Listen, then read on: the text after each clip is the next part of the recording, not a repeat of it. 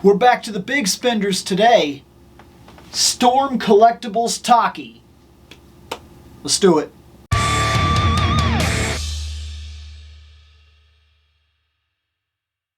So let's just get this out of the way right off the bat. This is a big spender figure. I mean, that's what it is. This is a $100 figure. You want Storm Collectables? You're gonna pay the money.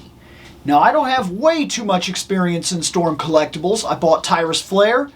I bought the Skeleton Lizardman. I bought Gilius Thunderhead. Doing pretty good. 3 out of 3 so far have been very solid figures. I would assume she'll be every bit as good, and I really truly hope so. Taki that's the character I use. Like 100%, that is the character I use. Since the first game, I have used Taki.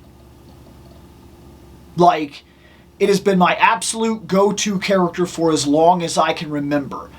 And, yes, she's very attractive.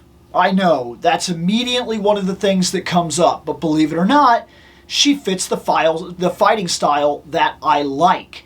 And that's the truth of it. I used Maxi for a long time, but I always felt like he was a little flighty. He's fast, which fits the aspect I like. He's good at combos, which fits the aspect I like. I'm more of the kind of guy that likes to be able to flow and hit quick and move out.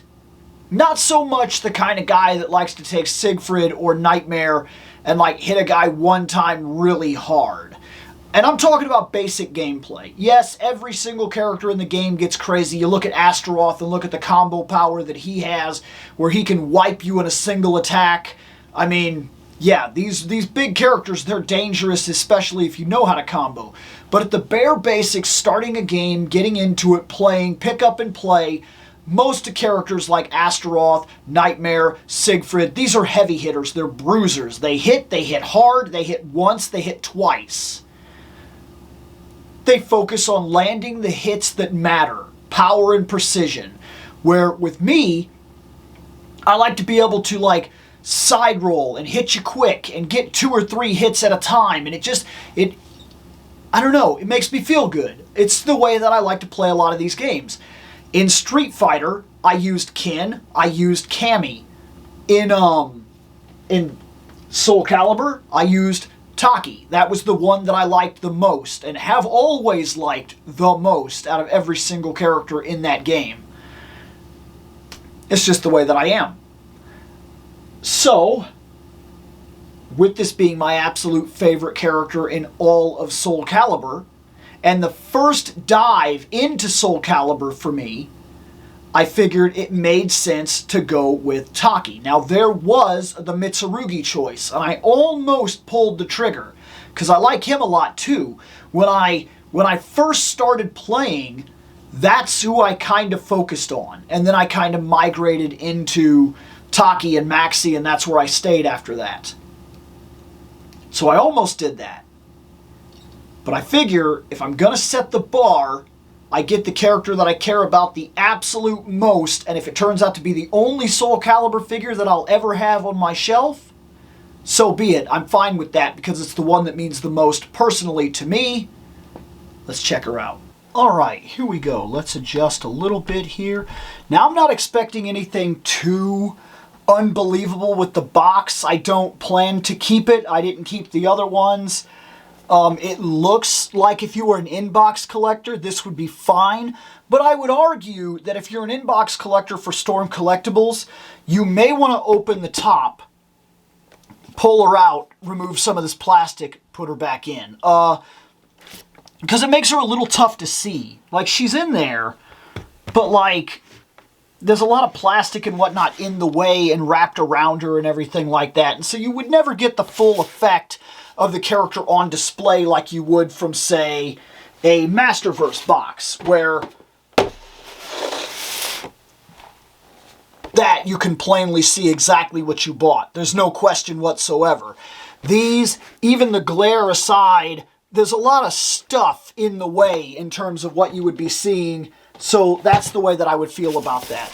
On the side, we got a decent representation of the figure.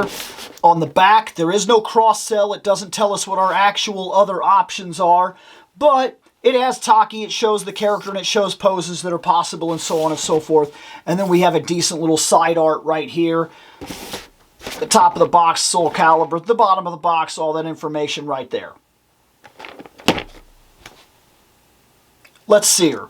All right, it came with an insert for kind of like a background area. I'll kind of use it because when I put this in the garage with the other video game collectibles and whatnot on that shelf, I'm starting to put the Street Fighter backgrounds there anyway, so this will actually be perfect. It'll work out absolutely perfectly.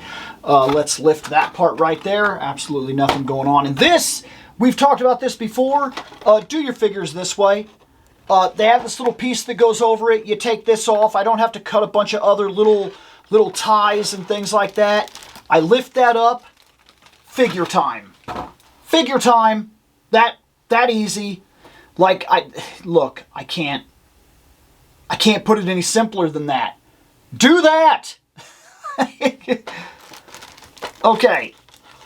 We have 2 swords. I used to know their names. Like, I know that each sword actually has a name, and I can't remember the names for the life of me. But there they are.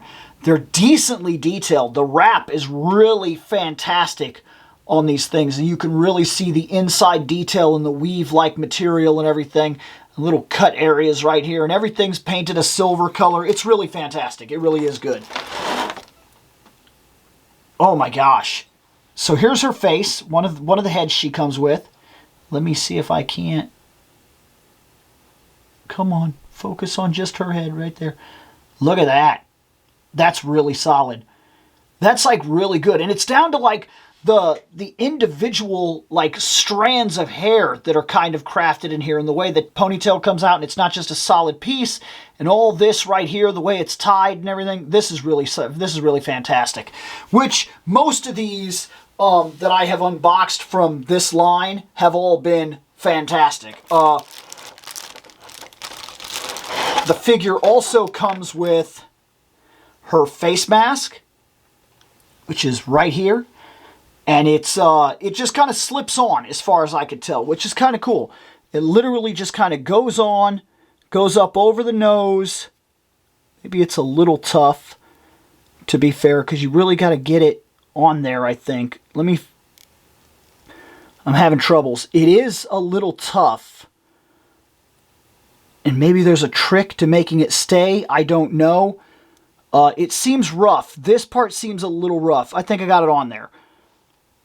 So it can be done. I don't know how often I'm going to be using this. That seemed real rough, and that was only the first time I ever even attempted it. And maybe it's because it's the screaming face. Maybe it's not meant to go on the screaming face. So we'll try it again on the other face. We have a ridiculous amount of hands. There they are. And there. I think this happened the last time I did a video like this too, actually, when I kind of tipped that over and all the hands fell out. Yeah, we got all kinds of posing hands. We got pointing hands. We got like gripping hands right here. Different kinds of open hands with different kinds of gestures. Straight up punching hands. Like, everything about her. The hands are fantastic. Like, absolutely fantastic. There's no pose you cannot pull off. And now, the star of the show and the first initial test. Do you stand up? Fantastic. Fantastic. She does stand up with absolutely no problem. I didn't have to worry about that at all. I just put her there. Perfect standing. No questions asked. Awesome. This detail is fantastic. Like, wow. They did not mess around here. Even the bottom of the feet here, like that right there, wow. The foot all the way, this metal is tarnished and everything like that. The little blade on the side here, the knee, this little flower right here under the leg right there. The muscles, like, look at this leg right here. The muscle, the way the muscle laps right here, this is absolutely perfect body sculpt. Like, that's impressive right there, that they went through that much trouble. The knee is the armor piece, so the double joint part of the knee is the armor piece, which is fantastic, because we got her doing a knee right here already, which is cool in its own right. And then, yeah, that's really cool. That's really absolutely fantastic. So the overlap, all this is very well done. We got this little, I know we're getting crazy, but like there's a bump right here where the actual butt starts. So they didn't mess around. Like, she is absolutely body sculpted to the end all be all. Like, that is crazy. The wraps right here are absolutely fantastic. That's a loose piece. That's a loose piece. The beads. So be careful with that. But wow, look at that. Look at all that detail right here. This is absolutely fantastic. Stay on her. Stay on her camera. I should have got out the other thing. Let's look at her face. Look at that right there. I mean, who's that? Is that Taki? Yes. You know what I wish? I kind of wish that this group got the right to do the Final Fantasy characters. Because from what I have seen them put out in the other game franchise stuff that they're allowed to do, they do it right. I'm sorry, but I've always felt like PlayArt's Kai is overpriced for what you get. This is impressive. Like, it's impressive. And I was talking about, like, the body sculpt. I don't want to point out, like, every detail and be crazy or whatever. Like, because I'm not trying to be like, ooh, look. But, like, really, look at the individual. She has individual small ab indentation right here. It's right there. It's small, but it's there. And it's not overpronounced to try to, like, force muscles. It's just the natural body abs, the belly button, the tight suit, ridiculous. This comes in a little bit. I know, like I said, I'm not trying to be, like, ridiculous, like, ooh, look at her body.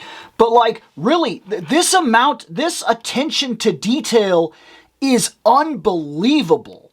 The little gold right here that comes on, this all, like, the little thing here. Look at the sheaths.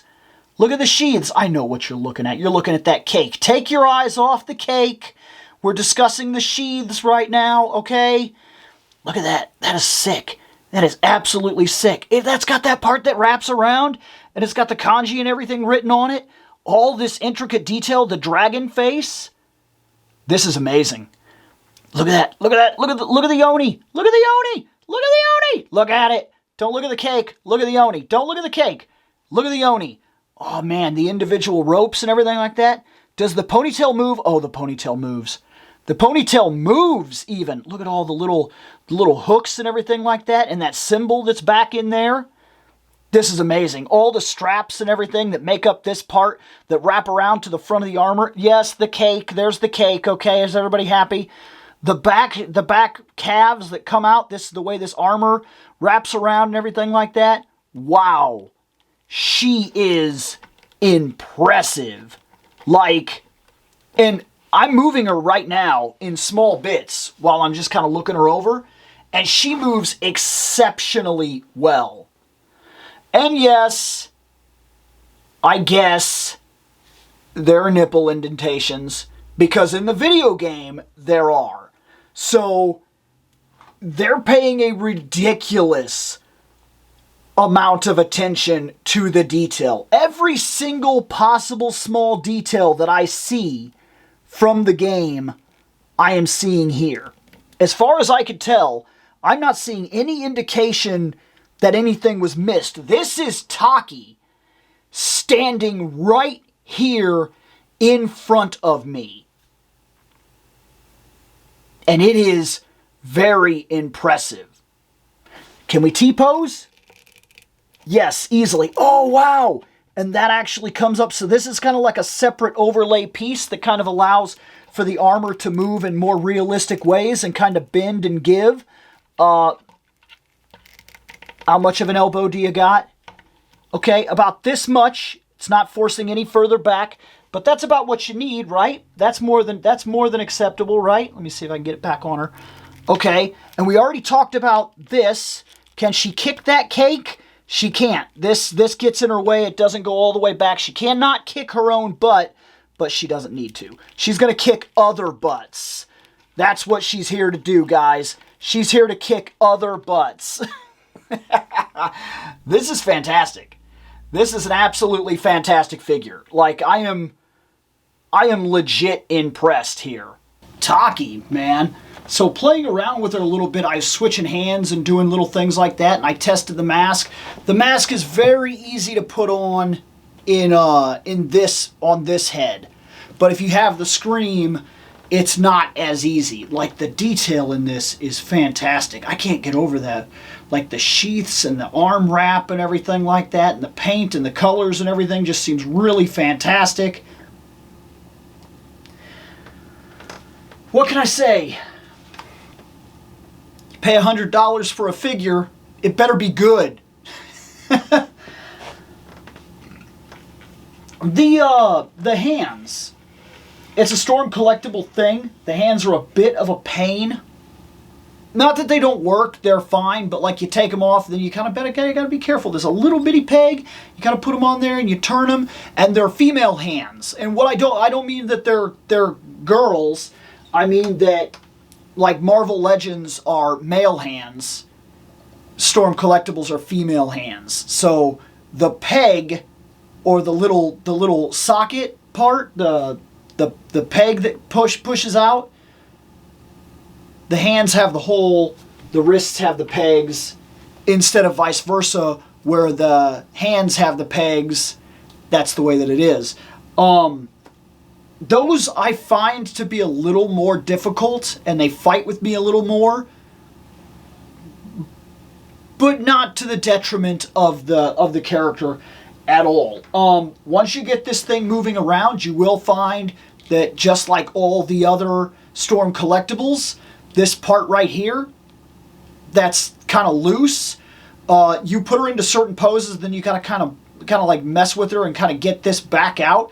It is better than it is on Tyrus Flare. Almost like they realized that they were starting to have some troubles with certain female characters and whatnot and fixed it. But yeah. What can I say? She's fantastic. Like, I could sit here and pose her and play around and talk all day, but like, she's fantastic. I mean, what else am I going to tell you? She is absolutely going to be a standout wherever she goes in my place, because she's Taki. I like Taki. Like, that's my character. That's who I like. That's who I use. That's who I've beat the game literally 1,000 times with. That's who I use when I fight my friends. Like, I use almost everybody in Soul Calibur, but Taki is my absolute go-to. So when they took her out of one of the games, I think it was 6, or was it 5? Was it 5 that they removed her? I think they removed her in 5. They remove her in 5. She comes back in 6. When they removed her in 5, I was unhappy. They gave me like that replacement ninja. Don't replace Taki. Don't do it. Because that replacement ninja, the moveset felt off. Like, maybe if it had been like a 1-by-1 replacement, but basically here's another character, it's not Taki, but it basically fights the same. But then that wouldn't have been fair to that character, and I don't really like token characters either, so still just give me Taki. Like, Taki, 1,000%. Taki is who I want. Taki is who I got. Taki is who I bought. Taki's who should be in every single game. Fantastic. Taki is now added to the shelf. I said Taki enough? Taki.